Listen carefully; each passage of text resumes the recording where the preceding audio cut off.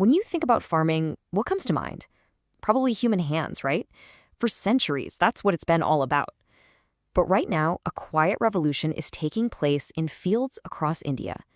We're going to explore this major shift from manual labor to the dawn of the robot farmer. So why is this revolution even happening? Well, to really get it, you first have to understand the immense pressures of traditional farming. It's a story of incredible physical strain and a whole lot of economic uncertainty. This quote from an engineering journal really just gets straight to the heart of the problem. It says traditional harvesting is very labor-intensive and time-consuming. And honestly, that's putting it mildly. It's not just hard work, it's a relentless grind. I mean, just think about those actions. Tilling, sowing, reaping, carrying. These are not just words. They are backbreaking, repetitive tasks, often performed under a scorching sun. This is the reality that defines the way of life for millions of people in agriculture. And the scale of this is just staggering. In India, the agricultural sector employs over half, that's 50% of the entire workforce. So we are not talking about a niche issue here. This affects a massive portion of the population.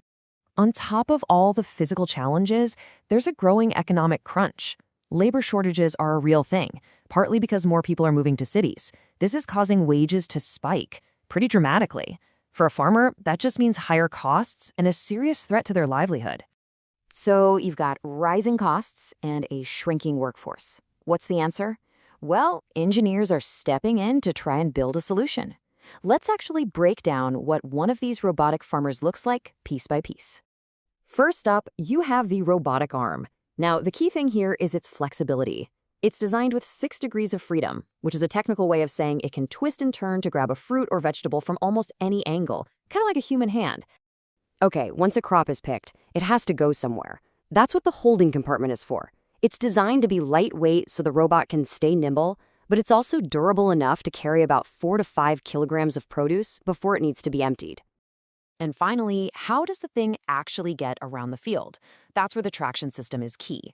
It's got 4 independent wheels with these deep treads, which gives it the stability to navigate that uneven farm terrain without getting stuck. And this isn't just guesswork. Building a robot like this involves a pretty rigorous process. It starts with ideas in brainstorming, then they create 3D models, they digitally stress test every single part, and finally, they optimize the whole design to make sure it's both effective and affordable. Now, this one robot we've been looking at is just a single example of a much, much larger trend. There's an entire ecosystem of what are called agri-tech startups booming in India right now, and their goal is to bring these kinds of innovations to the fields. Just look at the variety here. You've got companies building autonomous tractors designed specifically for small farms.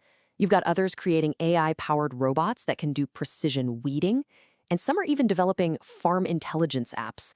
It's really a full-spectrum approach to modernizing agriculture. All this innovation is fantastic, but it needs fuel to grow, right? It costs money. So where does the support for all this actually come from?